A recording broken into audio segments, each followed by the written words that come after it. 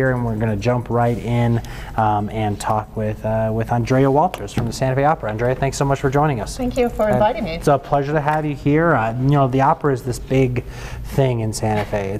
It's up on the hill. It's looming over the community. It's very important, and you can sort of sense its importance in the arts community and in the cultural community. But you know, you really are one of the people who is on the ground every day making a difference in the community and really being the sort of the tip of the spear for the opera in terms of actually, you know, being a part of the community. And really it is. A lot of people don't realize it, but it is. And so we hope that we're a big thing up on the hill that people come to see, but we also hope to be a big thing here in Santa Fe as well. And we've got a lot coming up in the community starting as early as tomorrow. Yeah, well, tell us real quick. So you've got a heck of a title, and I can't remember all of it, but tell us again what it is you do at the opera. Throw an and in there. Exactly. Director of Education and Community Engagement. Yeah, absolutely. Okay, so what's coming up tomorrow? Tomorrow we have a free concert featuring some of our wonderful apprentice singers this year at the Christ Church on Don Gaspar at 7 o'clock.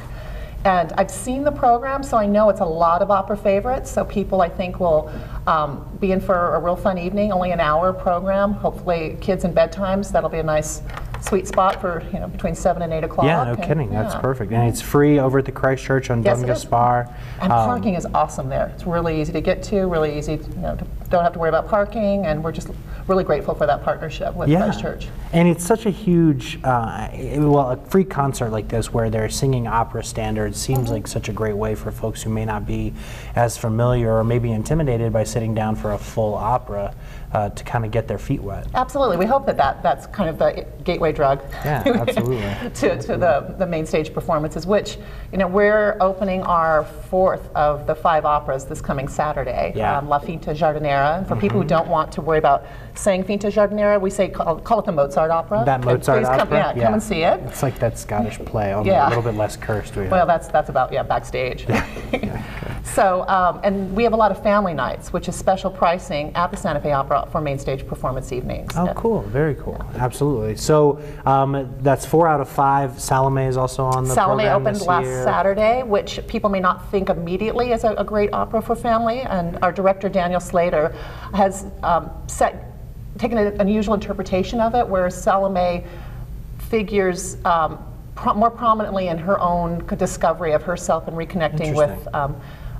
I don't want to spoil the ending. Okay, Daniel would be so upset. We know how it ends, but it ends very differently. A little differently in our great. And so as we talk, we're sort of running some B-roll on the monitors here. Oh yes. That I think is from Salome. That's John the Baptist. And one of the extraordinary things about this opera, and what makes it one of my favorite works of art of all time, is the orchestral music is so rich and dense. Just beautiful. And his music, which they're hearing right now, is these great brass instruments. And it's I call it the roller coaster ride opera, because you get there, the bar comes down, and you're on the ride for 100 minutes. No matter what, you're there.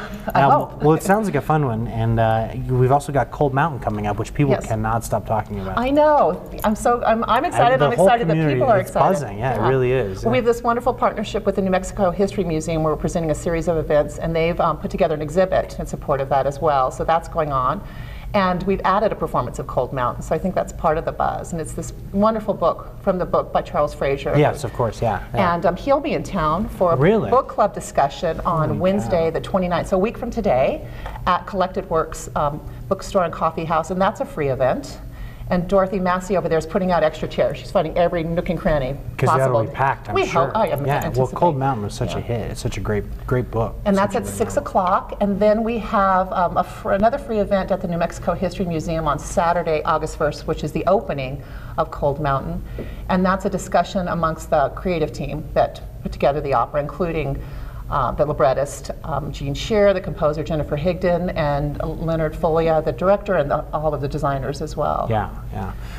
Okay, great. So we've got the concert at Christ Church. We've got the Charles Frazier event over at Bookworks. We've got the New Mexico History Museum event on August 1st. Yes. Where which is the same day Cold Mountain opens. Are you guys expecting just a sellout crowd? Well, because it's been such a huge sellout, we have added this performance on Monday, the 24th, and we have some really awesome opportunities in our community around that. One is it's a family night, so we have a special pricing on that night. Yeah. It's an 8 o'clock start time. I know it's a school night, so but it does start a little earlier. Okay, all right. And then for high school and college students studying American history, if their professors or teachers contact us, they can attend for free. Oh wow, that's pretty neat. That's fantastic. We have a sponsor for that. So.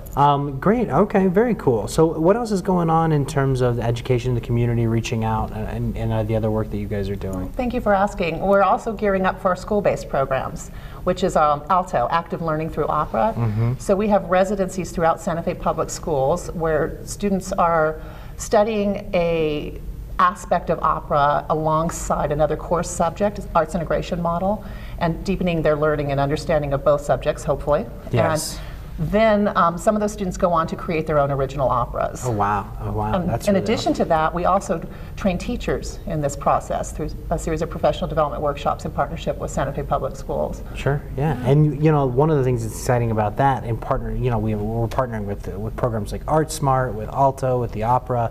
The mayor's on the board, is a huge fan of everything that you guys are doing up there, especially the community engagement piece. Well, thank you. But it's been shown time and time again that students who have access to arts education, even as arts seem to be getting cut back more and more around the country, in Santa Fe it feels like we're really renewing our focus because students who have access to arts education do perform so much better academically across even non-related arts subjects. Absolutely, we find that. Also, higher retention rates, higher rates of coming to class, and again, being engaged in their own learning. I mean, that's really one of our key outcomes, is we want them to feel like this is my journey of understanding and learning, not that it's being imposed upon them. Here's your brain, open it up, dump content into it.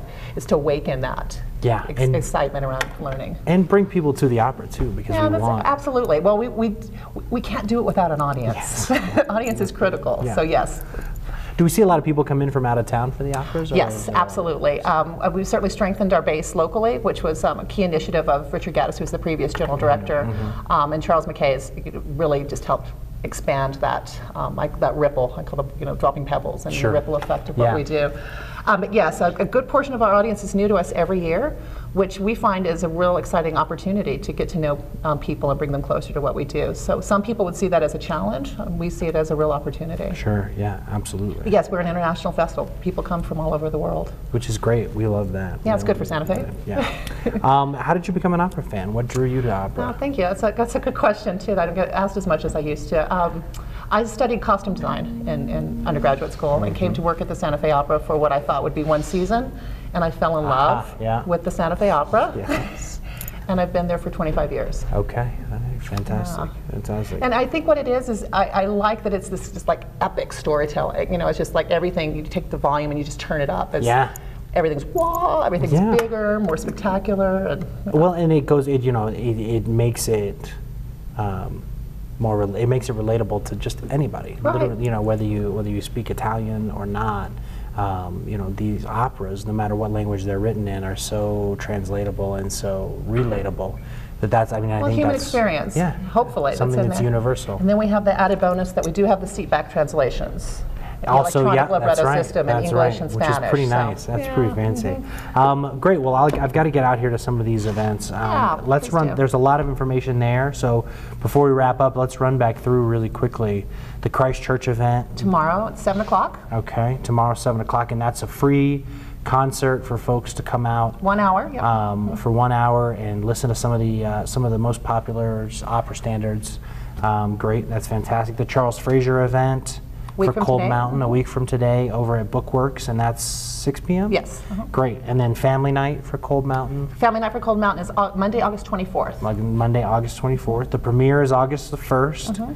And what else? Did I miss anything? We have that creative panel discussion at the New Mexico History Museum. Yes, the New Mexico History Museum. And when is that going to be? That's that same morning, at 11 o'clock on August 1st. 11 a.m. All right, great. Well, keep us up to date, and thank you so much for coming by and talking with us. Anything else you wanted to throw out there before we wrap up? Just really grateful for this partnership with the city and the opportunity to come and tell you our story today. So we're really excited about it as well. Thanks a lot. Really appreciate it.